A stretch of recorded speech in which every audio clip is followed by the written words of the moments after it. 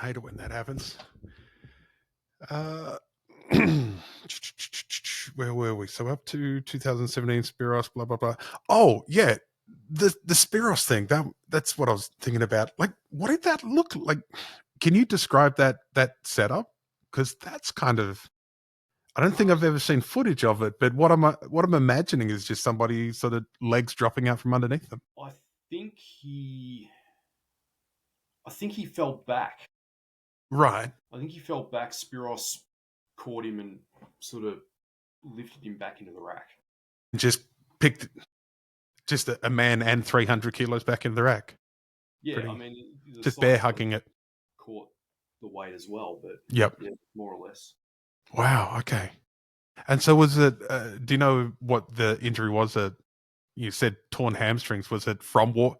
Like as he lifted it out and just went? I asked the lifter afterwards, and I think he said something like they were bad going in, but he tried to lift anyway, and then he didn't Mm. properly. Yeah. Right.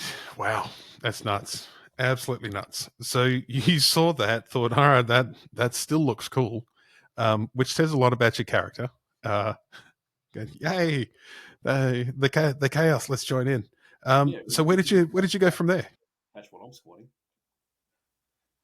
I said if you can catch that, you can definitely catch what I'm You squatting. just go, yeah, fair. I didn't look at it that way. Yeah, um, yeah. No, at my first competition, I almost ripped my hip out of its socket, and put a lot of people off coming back to any more powerlifting competitions.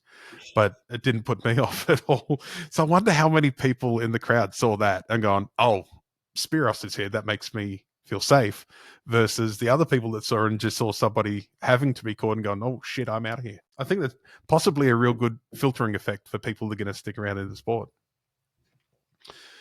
So if we can just sacrifice one person per comp, all right.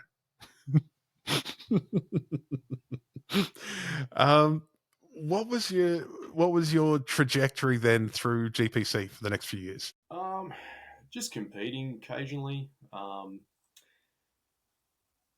gradually improving. I mean, I've never been lifting at any real high level, um, but around 2018, I became a ref with GPC, Mm-hmm. and that was partially because we had a lot of lifters at Strong Geelong who were competing in GPC, and they had the 24-hour weigh-ins, which meant that if people wanted to weigh in the day before, which everybody wanted to do for obvious reasons, they had to travel across the other side of Melbourne and back, and then do it again the next day for the comp. Um, but what we worked out with GPC was if as long as we had calibrated scales and referees, then we could run weigh-ins at Geelong and just send the weigh-in information to Marcos when because Mm-hmm. he was running comps.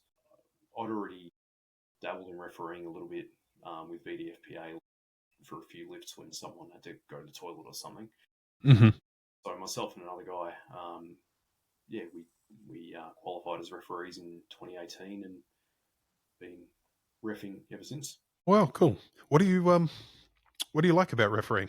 Because I noticed you put a lot of social media content out around refereeing and spotting and those kind of things, and it's always just so sensible and practical. Which I think a lot of people that I've spoken to about you always say you just seem so sensible and practical. So how do you translate that from? Is that how you are throughout the rest of your life, and that just appears in your refereeing, or is that something that you really sort of make sure you're focused on? Um, I guess I think it's how I am for the rest of my life. I try and do things the right way, and I try and think a lot about what the right way to do things would be.